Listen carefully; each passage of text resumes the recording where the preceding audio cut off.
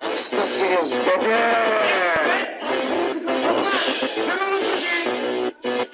Ses ver Adana, zirveden selam. Durmak yok omi, patlamaya devam. Yok bundan sonra size sigara filan.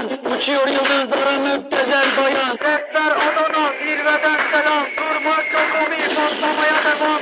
Yok bundan sonra size sigara filan. Uçuyor yıldızlara müptezel bayan. Ormanım, baba nerede çarşafım? Gördüğüm bu paketler benim dermanım. Hoppa yavaşça açıldı fermanım. Sakın kaçma buraya gel la kezbanım. Adana çocuğu Urga şehrimin delisi. Olay büyük kardeş mevzu kendisi. Plaka 01 korkumuz dinle. Yazmak için yine yuttun bence.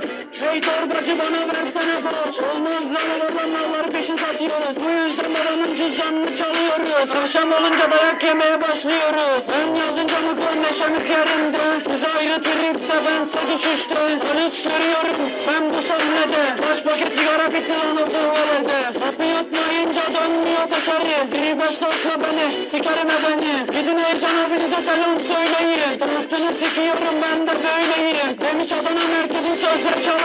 Bu kim kimden yaptı alıntı. O şişko menajerin ona söylüyorum. Diss atmadan önce adam gibi uyarıyorum. Sevenlerim bana şimdi desin eri. Ben o sözü alıyorum sanki deli. Bize bulaşmayın biz de vites atmayız geri. Bize diss atanlara bizde ek rakı yok dayı hani bize sigara. Memurlar geliyor yat yere yat yat. Nezarete düştü al bir sigara yok.